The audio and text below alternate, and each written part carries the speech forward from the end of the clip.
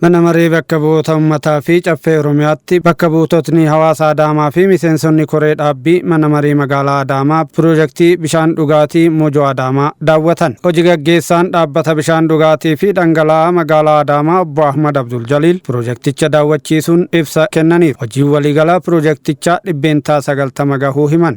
Amma waliigalli piroojeektichaa boolli bishaanii akkuma kana durii maa turre qotamee xumurame. Boolla lamatti paampiin galee bishaan dhiibuu jalqabee jira. Sarara qulqulleessuu fi kuusaa bishaanii qulqulleessuu jalqabeera. Boollota kaawwan 11 hafaniif ammoo paampiin Jibuutii gahee kaffaltiin xumurame gaafa torbaan dhufu kan Adaamaa gahu ta'a. Waliigalatti piroojeektiin magaalaa Adaamaa kan hojjetamaa jiru gama sadiini. Tokko baankii misooma Afrikaatiin mootummaa naannoo Oromiyaa bulchiinsa magaalaa fi dhaabbata bishaanii dabalatee faayinaansii gama sadiin kanaa walitti dhufuun hojjetamaa jira jechuudha. Maallaqni callaa Itoophiyaa irraa itti fayyadamnu bulchiinsa magaalaa dhaabbata bishaaniitii biiroo mootummaa naannoo Oromiyaa kan biiroo bishaanii waliigala gara qarshii biiliyoona 1 fi qarshii miliyoona 400ti. Baankii misooma Afrikaa irraa ammoo rivaayis ta'ee kan amma piroojeektiin keenya irra jiru qarshii miliyoona 69 doolaaraan kan fayyadamnu. Bittaa meeshaalee tokko Yuuroopp irraa binnuuf immoo gara qarshii miliyoona 1.8 Yuuroo kan fayyadamnudha. Walumaa galatti akaakuulee sadiin kanaan hojii keenya hojjetaa jirra jechuudha. Yeroo ammaa piroojeektiin parsantii 90 irra gahee jira.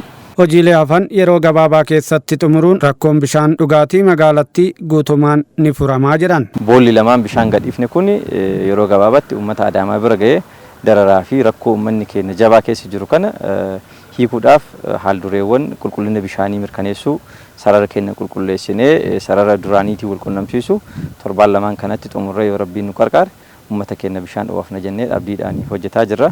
Harkifannaa ijaarsa piroojeektii bishaan dhugaatii Moojoo Adaamaa irratti mul'atu akka furamuuf hawaasicha bakka bu'uun qaama raawwachiiftuuf gaaffii dhiyeessaa turre jedhan bakka buutotni hawaasaa dubbifne. Rakkoon bishaan dhugaatii Adaamaadha rakkoo guddaadha. Adaamaan magaalaa baay'ee guddachaa dhuftu magaalaa guddittiidha. Uummanni baay'ee of keessaa qabdi. Uummanni babal'achaa akkuma jiru immoo dhiyeessiin bishaaniitiin wal qabatee jiru rakkoo guddaa ta'ee jira. Kanaaf anis akka bakka bu'aa uummataa tokkotti yeroo baay'ee hawaasa gizee mariisisnu wanti nu kaa'u keessaa tokko rakkoo bishaan dhugaatiiti. Kanas immoo sagalee uummataa ta'uudhaan caffee keessatti rakkoon bishaan dhugaatii magaalaa Adaamaa kun akka hiikamu gaaffii gaafachaa ture. Magaalaa Adaamaa keessatti bishaan dhugaatii piroojeektii guddaan ijaaramaa jira. Yeroo dheeraa fudhatee kan jedhu hawaasni keenyas kaasaa jira. Naannoo sun gubbaarratti bishaan dhugaatii Adaamaa Moojoo piroojeektiin kun harkifannaan isaa maali? Wanti irra jiru sunis oduu sirriitti ilaalamee kan jedhu sana kaasuu barbaadna. Kanumas hubachuun ariitiidhaan hojiin raawwatame abdii guddaa namatti horaa jedhan. Gaaffiin uummata magaalaa Adaamaa deebuu isaatiif qaama kana hojjeteef kanaaf abdii guddaa tokkoon qaba jechaadha.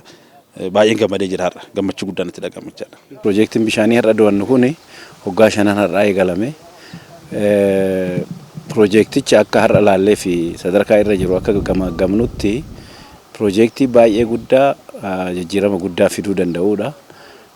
Piroojeektii sirriitti ogummaa fi ogummaadhaan hoogganamuudha. Kanaafuu har'a daawwannaa kanarratti ani uummanni Adaamaa uummata Adaamaatiif maaneejmentiin Adaamaa bal'inaan yerootti kennee humna qabuu fi dandeettii qabu hunda itti cuunfee akka hojjechaa jiruun hubadhe. Kanaafuu bishaan amma bakkee amma nu dhaabbannee jirru kana gahee jira. Walitti qabamee boolla irraa dhufee boolla muraasarra as galeera. Akkasumatti addadumaan boolli qotamaa bakkeen kuusaa qotamaa guutummaan guututti ji'a 3 fi 2 keessatti rakkoon bishaan Adaamaa kun guutummaan guututti akka hiikamutti ogeeyyiin kan nu ibsaa turani. Nus sochii jiruu fi sadarkaa bishaan amma irra jiru hoolaallu dubbiin kun qabatamaa fi dhuga ta'uu mirkaneessinee irraa jechuudha. Kantiibaan bulchiinsa magaalaa Adaamaa obbo Haayiluu Jaldee piroojeektichi rakkoolee hedduun xaxamee akka ture ibsan. Akkuma piroojeektii kamummoo hoggansaan piroojeektii raawwatamuu qabu waan ta'eef fedha waan qabaniif osoo hin taane kallattii diizaayinii jedhu saniin raawwatamuu waan qabuuf isa immoo gorsaan sarkaa saniin hubatee piroojeekticha ajaja kennee raawwachiisuu irratti rakkoo guddaan nu mudate.